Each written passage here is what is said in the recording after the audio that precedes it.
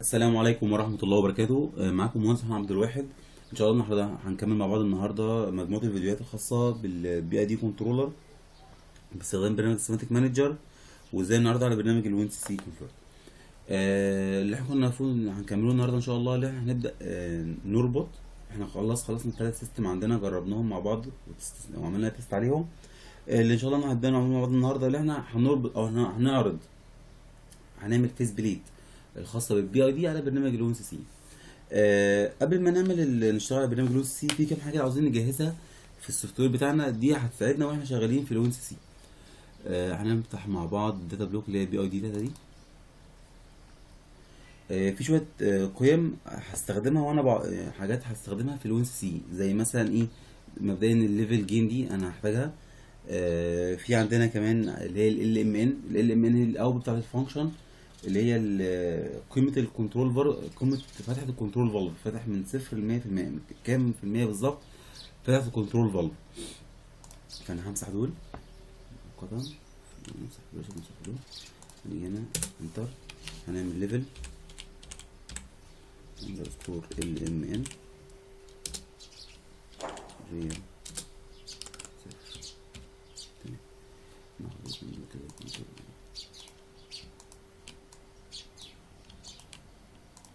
كنترول سي كنترول بي.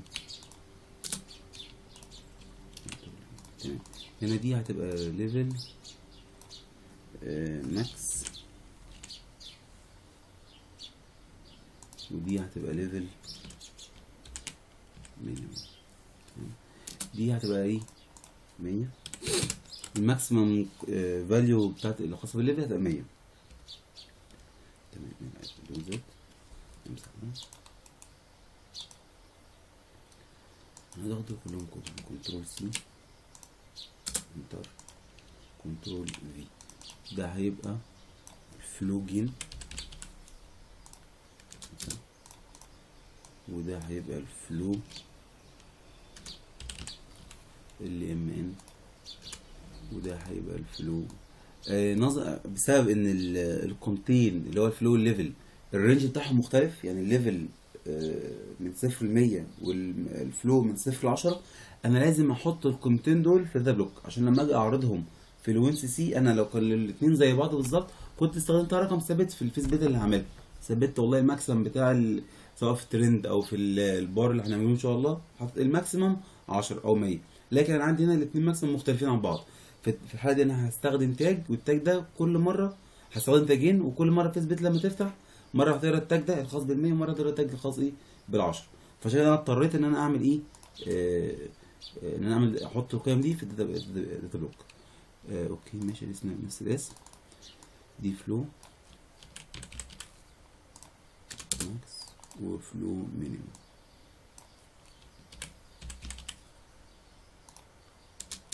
دي هنخليها 10. تمام، بقت دي 100 ودي 10، دي 0 و0. تمام، 100 كده سيف. بس في حاجه بس لازم ناخد بالنا منها دلوقتي، الفلو دي كانت هنا تقريبا، فدلوقتي اللي بدل مكانها حط لي الليفل ماكس مكان الفلو. نيجي نبص هنا مثلا في السكشن،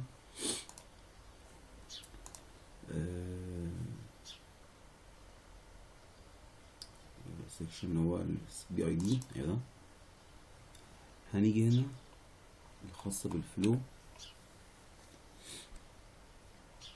مش عاوزينها. بص دي برضو اتلخبطت، دي داتا بلوك،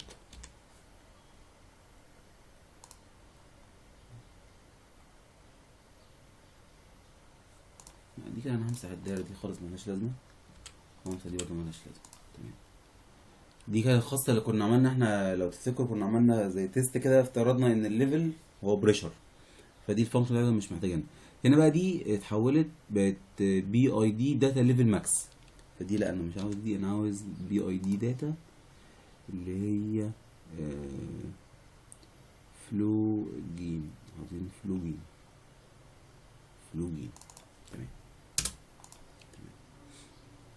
نفس القصة برضه اعتقد هتكون باظت هنا. variable table 3 برضه صح، يعني المفروض تكون كام؟ نفتح دي 16،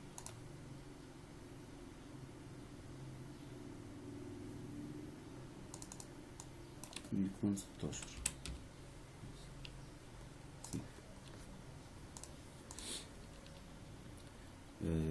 كده احنا خلصنا دي جاهزة خلاص. سيف. تمام. حلو.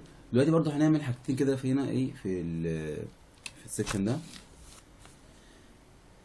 احنا دلوقتي اللي احنا عملناه اللي احنا زودنا ال ام ان والليفل ماكس والليفل مينيمم. كذلك برضو في الفلو زودنا ال ام ان والايه والماكس والمينيمم. ال ام ان دي انا لما هاجي اعمل فيزبيليتي ان شاء الله هستخدمها استخدامين. يا اما لو انا الوضع بتاع الكنترول فالف او وضع الفانكشن اوتوماتيك، فال ام ان دي هتكون بتتعرض قدامي الكنترول فالف مفتوح بنسبه كام. انما لما انا هبدا استخدم الفانكشن كمانيوال، يبقى الاوبريتور مطلوب منه هو يدخل قيمه ال ام ان. ففي الحاله دي ال ام ان انا اللي هدخلها، يعني مره هكتب ومره هقرا. فبالتالي انا عاوز ال ام ان دي هستخدمها استخدامين، يا اما هدخلها للفانكشن يا اما هقراها من الفانكشن. هنعملها ازاي الحركه دي؟ هنعملها كده. هنيجي هنا insert network، كمان insert network، ادي كنترول سي نحطها لي هنا كنترول في. تمام. نيجي دي نمسحها. هنعمل هنا موف موف موف موف. تمام. هنيجي ايه ونحط هنا كده، اقول له والله لو السيستم هو كان كام معلش كده داتا بلوك الاوتو مانيوال والله لو السيستم اوتو اللي هو صفر يعني كنترول في شيفت دي 2.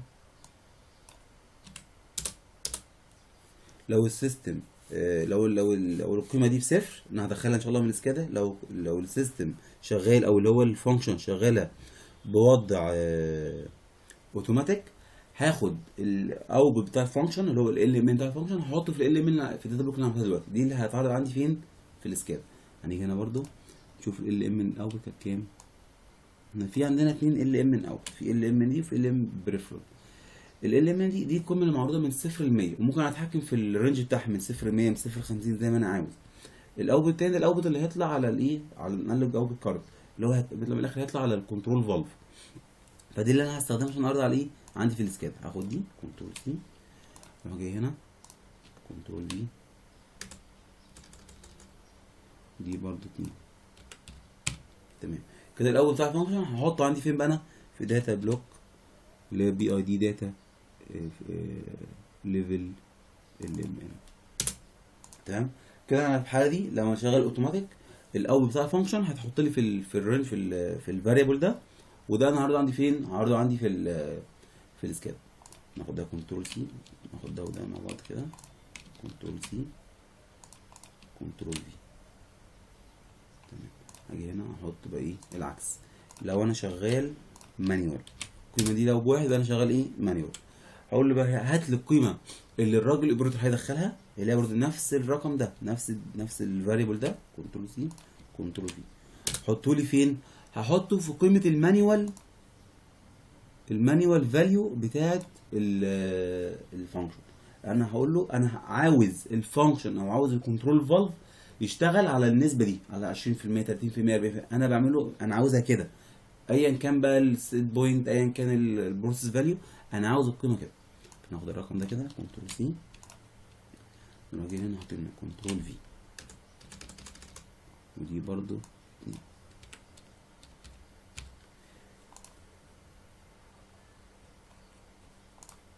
داتا بلوك 2 دي اللي هي الانستنس داتا بلوك الخاصه بالفانكشن دي. احنا قلنا كل فانكشن في حاجه اسمها انستنس داتا بلوك بتعملها اوتوماتيك. لما كانت احط الفانكشن بحطها داتا بلوك، بختار داتا بلوك بتكاري اوتوماتيك الداتا اللي في الداتا بلوك دي. تمام.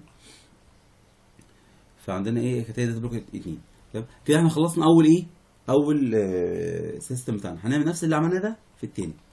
هنيجي هنا ناخد ده كله كوبي، كنترول سي، كنترول في. تمام جينا هنا هناخد دي، هو المفروض داتا بلوك هنا كام؟ 5. هنغير كل ده هنخليه 5. داتا بلوك 5 دوت دي بي اكس 0.1. كنترول سي انتر. ده الفلو بي اي دي من كنترول في انتر. تمام هنيجي هنا، لا هنيجي هنا داتا بلوك 2 دوت سوري 5 دوت دي بي دي 72. هتبقى الايه الفلو. هنيجي هنا دي رقم كام؟ بتبقى دي داتا بلوك بي اي دي داتا، احنا عاوزين الفلو ال ام ان. كنترول سي، هنا كنترول في. تمام هنا داتا بلوك 5 دوت دي بي دي 16. انا كل اللي بعمله بكتب نفس الرقم اللي فوق بس بغير الاثنين بخليها 5، اللي دلوقتي خاصه بالفانكشن بلوك اللي هي بتاعت الفلو. تمام نفس اللي عملناه هنا برضو. لو الوضع اوتوماتيك هاخد ال ام ان الاول بتاعت الفانكشن هحطها في ال ام ان اللي هتعرض عندي في السكادا. لو انا شغال مانيوال هاخد القيمه ال ام ان اللي الوردر بدخلها هحطها في قيمه المانيوال الخاصه بالفانكشن، بحيث ايه كده الفانكشن غصب عنها تشغل القيمه اللي انا عاوزها، بغض النظر زي ما قلنا بقى السيت بوينت او السيت بوينت او البروسيس فاليو. تمام كده احنا ايه ده كده خلاص الشغل. اعتقد ده مش هنحتاج اكتر من كده في برنامج سيماتيك مانجر. نفتح مع بعض بقى برنامج الون سي سي ونشوف هنشتغل ازاي. الون سي سي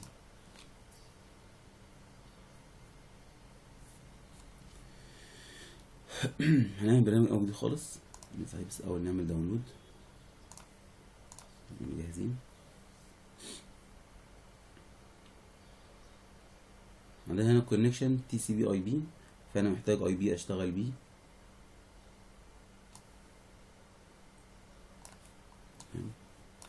برضه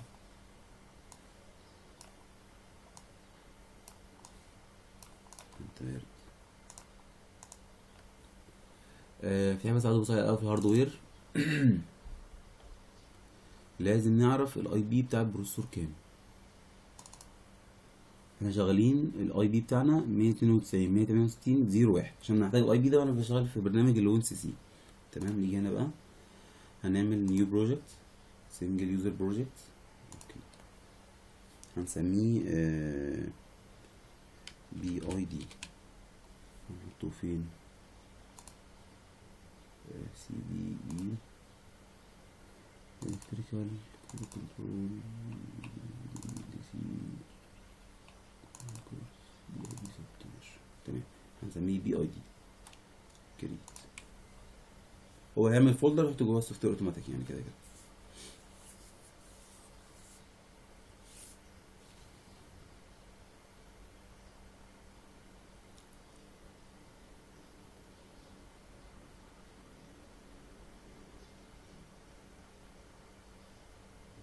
يلا يا عم.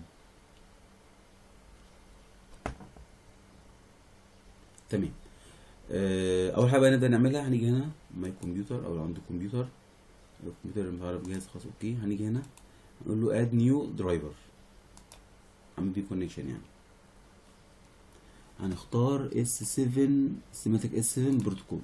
تمام اوبن نزل لي سيماتيك ايه. هنيجي هنا على سيماتيك اس 7 بروتوكول، هنيجي في خانه التي سي بي اي بي. تمام هنعمل كليك يمين، هو مفيش حاجه لسه. اقول له نيو درايفر كونكشن، اقول له هو عمل لي كونكشن سماها نيو كونكشن، انا ممكن اسميها اي حاجه بي اي دي. بروبرتيز احنا قلنا اي بي بتاعنا كام؟ 192 168 01 صح؟ 192 168 01. تمام لو تاخد بالك احنا هنا في سلوت رقم 2 يعني الراك رقم 0 سلوت رقم 2، فلازم برضه ادخل القيم دي ايه هناك. نيجي هنا راك 0 سلوت 2. اوكي كده انا عرفت الايه يعني تاني نقول اوكي كده انا عرفت البي اي دي كنترول بي اي دي بالايه بالراك بسلوت نمبر بتاعه. تمام. نخش بقى على البي اي دي، ابدا بقى ايه اعرف التاجات اللي انا هحتاجها. تمام كده. عشان نيجي نعرف التاجات احنا ممكن نعمل جروب ونقسم طبعا جوه كل جروب ايه التاجات بتاعته، بس انا هنا البرنامج هيبقى بي اي دي بس، فانا هعملها ايه التاجات كلها على بعض وخلاص. اول تاج هنعمله نيو تاج، هو قيمة الجين اللي احنا عملناها دلوقتي اللي هو ده، اللي هو التاجات دي اللي هو الجين والال ام ان والماكس والمين، اول 4 تاجات هدخلهم عندي. تمام. هنيجي هنا تاني هنختار ده ريال فلوتنج بوينت فلوت ادرس سيلكت سمعت الان ده الليفل اندرسكور جين. تمام. داتا بلوك رقم داتا بلوك 4 نمبر 4 0 داتا بلوك 4 0. تمام. نقول اوكي نطلع تاني اوكي. بعد كده نكريت نيو تاج، ممكن ناخدها كنترول سي كنترول مينفعش اخدها كوبي كنترول في كنترول في ندبل كليك عليه ال ام ان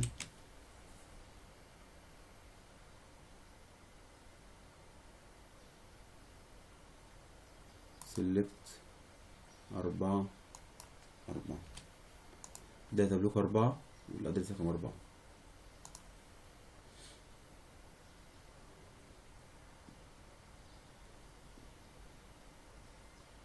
اوكي. بعد كده هنيجي هنا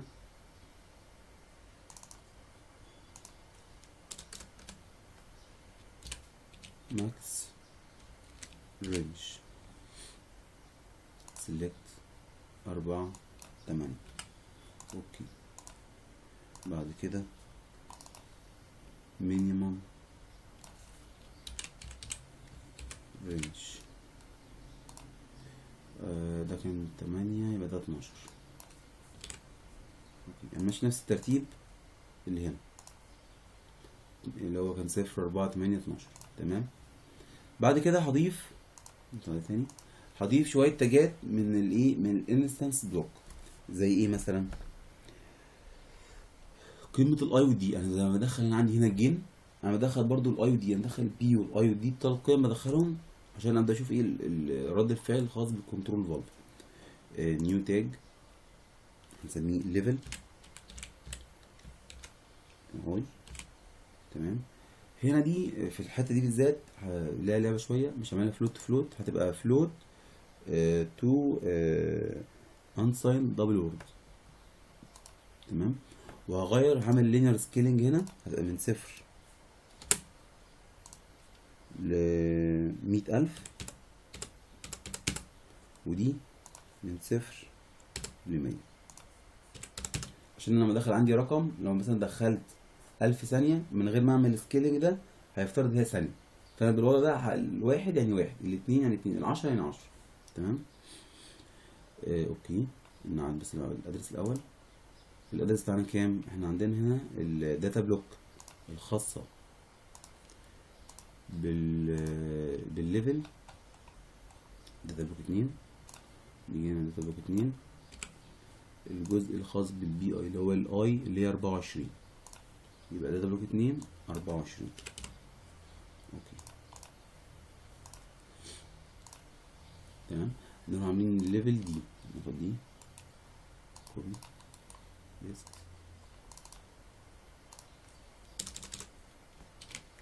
بي اي دي نفس القصه برضو فلوت اون سايد دبل انتجر نفس اللي هو السكيلينج بتاعنا، بس من الادرس بس اللي هيتغير هيبقى كنا 24 يبقى 28 سيلكت يبقى 28. كده زودنا الايه الاي والدي. عاوزين بقى نحط ايه قيمه سيت بوينت. الاوبريتور والله هو شغال عاوز يدخل قيمه سيت بوينت لو عايز يشتغل عندك، نروح عاملين ايه نيو تاج ليفل اندرسكور سيت بوينت فلوت. دي هتكون كام؟ مبدئيا هنا بلوك 2 سيت بوينت هتكون رقم 6.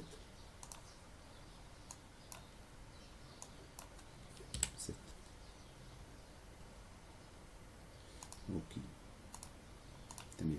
بعد كده عاوز ادخل، دخلنا من دخلنا ندخل بقى ايه اللي هو الاوتو والمانيوال. نيو تاج ليفل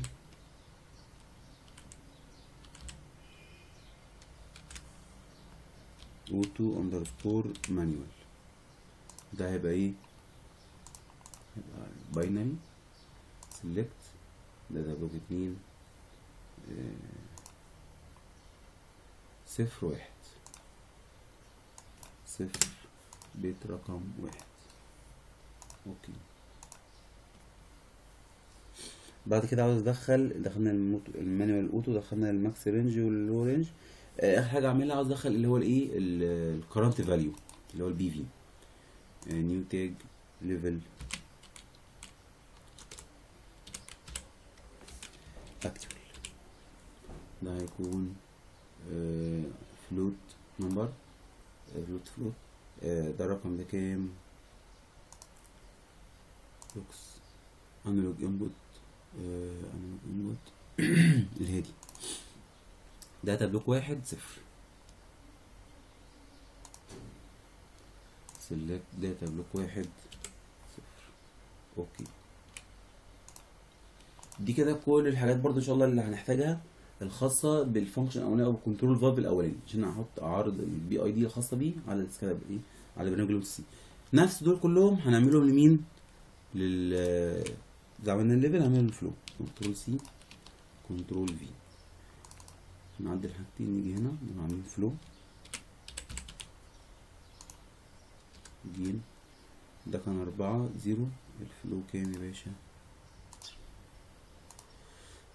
16.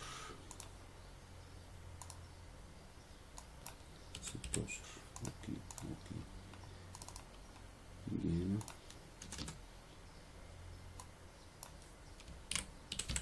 فلو 16 هيبقى 20.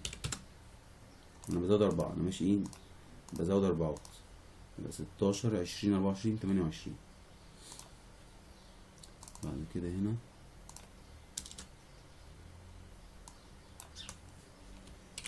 فلو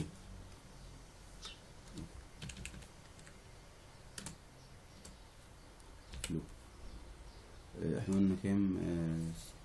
16 20 ده يبقى 24. فلو ماكس ار 24.